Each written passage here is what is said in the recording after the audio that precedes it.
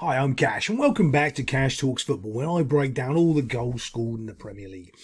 And today we're doing Forest against Liverpool. We actually did a watch along, so if you're new to the channel, try and follow us on there.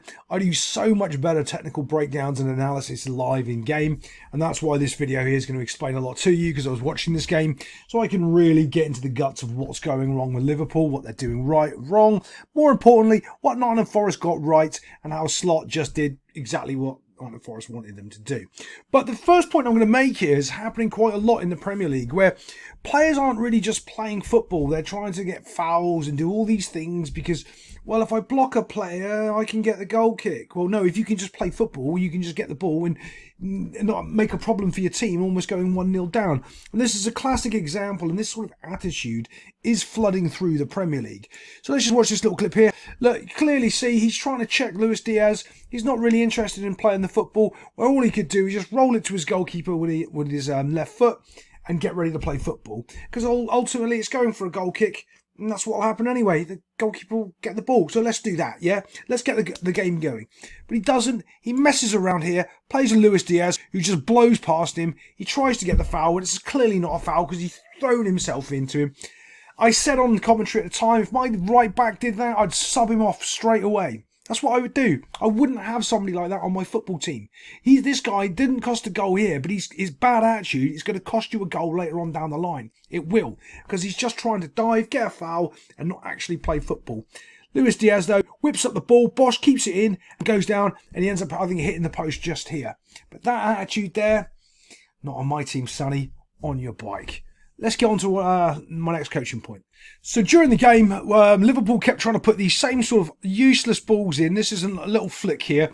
I was talking about it in my Man United coverage, where United end up having 3 players running in, and in Liverpool here have only got 2. And it's a nothing ball, really. It's an outside of the foot sort of flick, and you're expected to score from it. I mean, this is what I call a limited goal-scoring opportunity. You're putting the ball up there and expecting someone to do something magical with it. It's too much. And that's genuinely what Liverpool did at least 10 to 15 times in this game. And I'd probably say at least 70-80% of the time, it went out for a goal kick because the delivery wasn't good enough. It was too close to the end line. And it's just a bad cross to really be having. Unless you've got numbers on that back post, it's just terrible. But let's move on. Again, this is a classic example of Liverpool's poor play. I want to show you this. You should watch us real time on the watch along so you can actually see me break this down real time. Watch this ball. As soon as he stopped this ball here, the whole game starts to stop. And you're going to see what I mean, right, when I play this forward ever so slightly. But Bosch, as he goes, look, puts his foot on the ball here. Bump. This happens quite a lot with Liverpool. All the runs go, right? So this is when you want to play the ball because the runs are happening. That's not what Liverpool do. What they do is they create a great situation. They've got runners now sprinting into the box, and we try to beat a player. Now we can't really put the ball into the space over there. So then what ends up happening is we end up forcing a ball in that's nowhere near good enough. And now what's happened is the defenders are back, taking the space away. Remember, striking, when we're attacking, we want space. Space is our friend. When we're a defender, space is the enemy. They've already taken the space away. When this ball comes in, it's a poor delivery. It's a poor header because you didn't put it in when the runs originally started into that space, which you had an opportunity to do. I do a really good breakdown of how, I was going to say West Ham there. Nottingham Forest held their shape and what the pivotal 2 parts of these players here are trying to do. But this is a massively poor pass from Van Dijk here to Trent Alexander-Arnold. Just gets caught out, and it's because of Nottingham Forest's system. And I won't go into detail on a watch along on it, but I'll give you a brief overview. Basically, they're down the middle of the field and you don't want to be there. Stop passing the ball into where they're strong. You don't want to be anywhere near the middle of their field. They're bigger than you, stronger than you, and fighting with you on every single thing.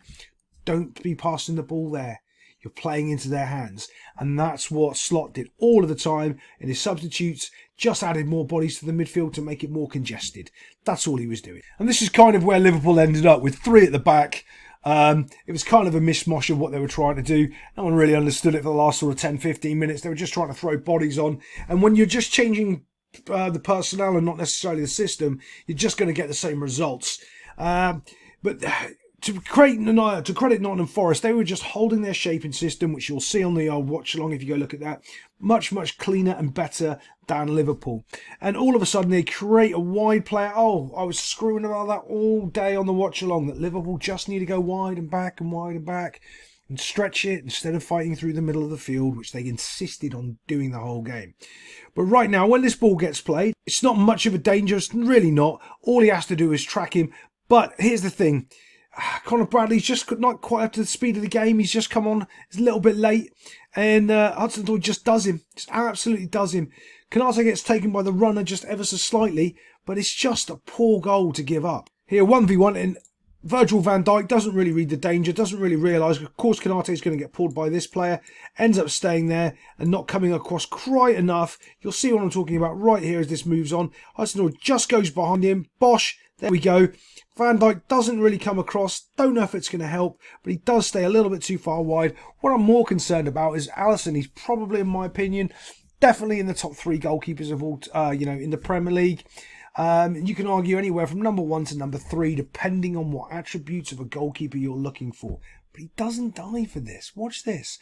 When this shot comes across, takes a little touch, bosh. That's what I'm talking about. Van Dijk closing that gate a little bit more about there. Is he going to block it? Maybe, maybe not. And I know he's hanging out here to mark that guy, but could he come in just a little bit tighter?